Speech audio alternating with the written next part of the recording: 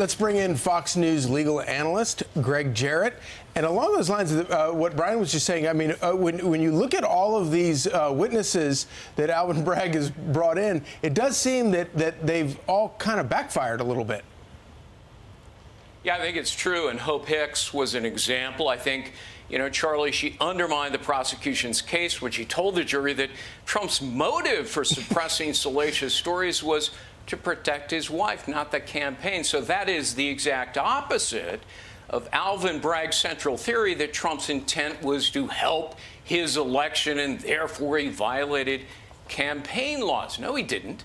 And it corroborates the findings of the feds who said, you know, no crimes were committed here, no campaign finance violations.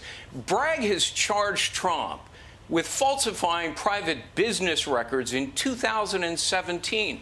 Well, think about that. That's the year after the election. It's factually impossible to unlawfully influence an election after it occurred. And what was false about these business records anyway? It was a negotiated legal settlement. So, of course, you put it down as legal expenses. Greg, it doesn't seem to be hurting him. Trump raised $76 million last month in April alone. And when you look at the ABC Ipsos poll, it says, what would you do if Trump is convicted in this case? 80% said they would support him. 16% said they would reconsider supporting him. And 4% said no longer support him. What's your reaction? Well, I think those numbers prove a point that Americans are smart. They see through this charade. They see that Trump is, first of all, a victim of blackmail by Stormy Daniels. And second of all, that this is a politically motivated prosecution by Alvin Bragg, I think by Jack Smith, Fani Willis. And Americans don't like it because it is election interference. Blatantly so.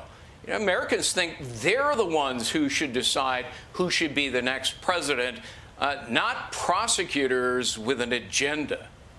All right, we'll see where this goes. They say they're putting together a jigsaw puzzle because so far they haven't really mentioned what they're charging him with, and that's election interference, but they're just having Hulk Hogan, all these big names come in, get everyone's attention, but let's see how they tie it together or if it's even possible. Or if they've already made up their mind, the jury, we wouldn't know. Meanwhile, it's easy to forget what happened earlier in Georgia, and that case blew up or is blowing up and might have to be reconfigured and reintroduced because of Nathan Wade and the relationship with Fani Willis. Nathan Wade is speaking out about office romance and regrets. Does he have a few or too few to remember? Let's watch. Workplace romances are as American as apple pie. It happens to everyone. But it happened to the two of us. Do you regret it? I regret that private matter became the focal point of this very important prosecution. This is a very important case. I hate that my personal life has begun to overshadow the true issues in the case. I think I grew up in the wrong America. Greg? What he's really saying is he only regrets getting caught. This guy's a piece of work, claiming his affair as an American as apple pie. I wonder how his ex-wife thinks about that. He has a twisted sense of ethics. Every time he opens his mouth, he embarrasses himself further. And don't forget, this is the guy who melted down under cross-examination when confronted with his sworn statement that he never had an extramarital affair. His reasoning was that cheating on his wife didn't count.